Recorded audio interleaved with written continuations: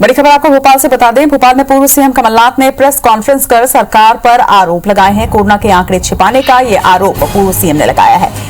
पूर्व सीएम कमलनाथ का ये बयान सामने आया है। उनका कहना है कि मौत के आंकड़े सरकार छिपा रही है। शमशान घाट में पहुंचने वाली लाशों का कोई हिसाब नहीं है। मार्च अप्रैल में ही 1 लाख से ज्यादा मौतें हुई हैं प्रदेश में, ये कहना पूर्व सीएम कमलनाथ का। इसके साथ ही उन्होंने ये भी कहा है कि हर महीने औसत 50,000 से ज्यादा मौतें हो रही हैं। कमी के बावजूद वैक्सीन को एक्सपोर्ट करने का भी उन्होंने आरोप लगाया। इसके साथ ही ये भी कहा कि अब ब्लैक फंगस और व्हाइट फंगस के मरीज प्रदेश में बढ़ रहे हैं। मृतकों की पूरी जानकारी प्रदेश साझा करें। वहीं दवाओं में नया माफिया शुरू होने की बात भी उन्होंने कही है, तो जरूरी दवाओं की कालाबाजारी भी शुरू हो चुकी है, ये अपने बयान में उन्होंने कहा है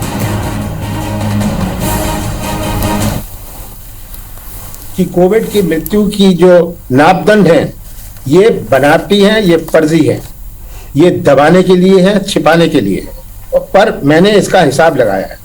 बहुत सारे जिलों से तो आंकड़े आ गए, इसमें ग्रामीण क्षेत्र भी है, शहरी क्षेत्र भी है, और हमने फोन पर ही आंकड़े मंगाए। 1 लाख से ज्यादा मार्च और अप्रैल में मध्य प्रदेश में मृत्यु हुई।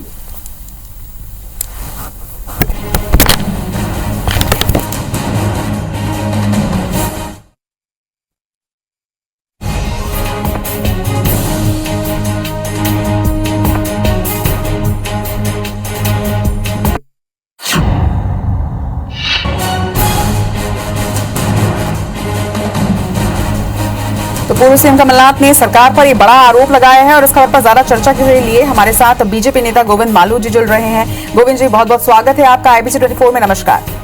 नमस्कार।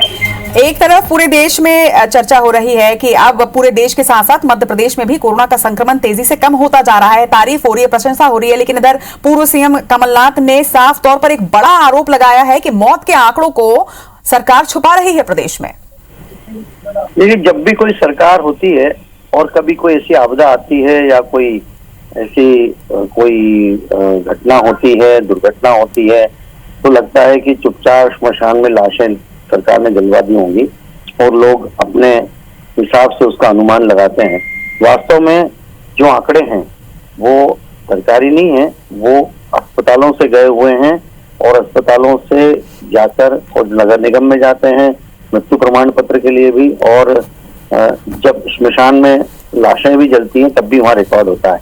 तो सर रिकॉर्ड ओपन है और उसी के आधार पर सरकार ने जो मौतों की संख्या बताई है वो उसी आधार पर बताई है।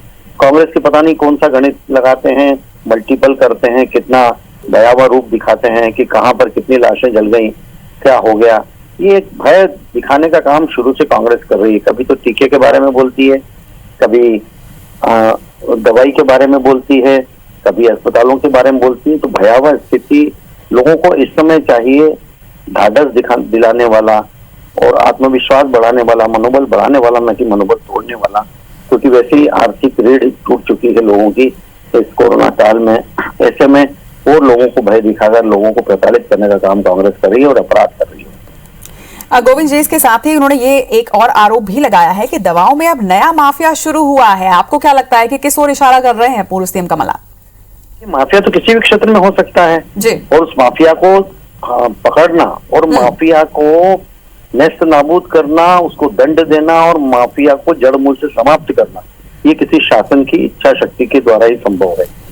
लेकिन ये जो ब्लैकमेलर कांग्रेस के लोग ये ब्लैकमेलिंग करते हैं, ये केवल इस नाम पर लोगों को ब्लैकमेल करते हैं। माफिया का अभियान चलाया, शुद्ध के खिलाफ युद्ध का अभियान चलाया और वसूली का एक नया इन्होंने रास्ता चुन लिया। तो ये कांग्रेस के द्वारा एक नए नए शब्द गढ़े जाते हैं और ये सामाजिक विकृति है, लोगों की नैतिक पतन है कि लोग इस ऐसे समय में भी कई तरह की कालाबाजारी और अस्पतालों में भी बेड को खरीदने बेचने के लेकर इंजेक्शन और दवाइयों में ब्लैक मार्केटिंग करने का काम जो कर रहे हैं वो मानवता के खिलाफ षड्यंत्र कर रहे हैं। वो पीड़ित मानवता के लिए पाप कर रहे हैं जिसका हिसाब उनको देना पड़ेगा। सरकार पूरी तरह सजग है, जनता को जागरूक रहना पड़ेगा, ना वो खरीदे और ये ऐसे कोई तत्व मिले तो उनको पुलिस के हवाले करें। जी, चलिए, आपकी तमाम बातों पर प्रतिक्रिया देने के लिए और कांग्रेस की तरफ से हमारे साथ कांग्रेस नेता जेपी धनोपिया जी भी जुड़ रहे हैं। आपका बहुत बहुत स्वागत है जेपी जी, नमस्कार। नमस्कार रचना जी। आपने ये भी सुना होगा कि गोविंद मालू जी ने क्या कुछ कहा, लेकिन जिस तरह से कमलनाथ जी ने यह आरोप लगाया उस पर साफ तौर पर बीजेपी का ये पक्ष है कि इस तरह के आरोप लगाकर जनता में भय और डर का माहौल पैदा कर रही है कांग्रेस। जनता में भय का वातावरण तो निर्मित नहीं कर रही है, लेकिन कांग्रेस अगर विपक्षी भूमिका में सरकारी कमियों को अगर बता रही है और उनको सुधार करने के लिए बोल रही है तो मैं समझता हूँ कि भय का वातावरण नहीं होता है।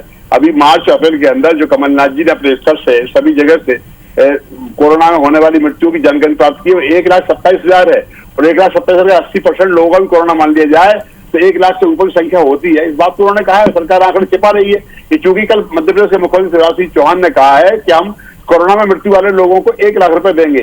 जब आप मृत्यु की संख्या ही पूरी नहीं बता तो किसका मुआवजा दोगे? साफ है कि आप कहीं ना कहीं आंकड़ों की बात करते हो। उन्होंने उदाहरण दिया कि गांव के अंदर 15 आदमियों के मैं घर पर बैठ के आया, 15 लोगों से मिलकर आया, 15 की संवेदना की और जब अधिकार पर कलेक्टर से बात की वो कहता था 2 लोगों की मृत्यु हुई है उस गाँव में। तो अब ऐसी सब सारी चीजें जो है ये सरकार एक तरह से घोषणाएं भी कर रही है सहानुभूति लेने के लिए, दूसरा फर्जी वादा कर रही है, इन्फॉर्मेशन पूरी नहीं दे रही है और तरह तरह की स्थिति सामने आ रही है। भाजपा से जुड़े हुए बड़े बड़े लोग, मंत्री के परिवार के लोग सारे कालाबाजारी में दवाइयों के अंदर साफ तौर पकड़े जा रहे हैं, घटनाक्रम है। तो भारतीय जनता पार्टी इस समय सिर्फ और दिखावा कर रही है, घोषणाएं कर रही है, कोई क्रियान्वयन नहीं कर रही है। बच्चों को 5,000 देने की बात की थी महीने की, अनाथ जो हो गए हैं, आज तक उन्होंने कोई उसके आदेश भी जारी नहीं किए। इन सब बातों में स्पष्ट है और मैं समझता हूँ माली जी सोचना चाहिए कि अगर सच बोलना और आपको सच्चाई के लिए बात करना, अगर इस तरह की डरावनी बातें कहते हैं तो मैं समझता हूँ डरावनी बातें मानते रहिए आप।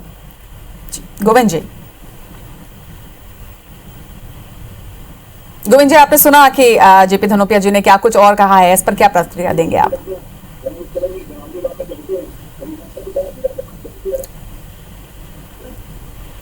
गोविंद जी, आप तक आवाज आ रही है हमारी? चलिए, जेपी जी, लगता है कि गोविंद जी से इस वक्त शायद संपर्क टूटा है। हेलो जी, चलिए जेपी जी, आपने अपनी प्रतिक्रिया दी, अपनी बात रखी, आपका बहुत बहुत शुक्रिया।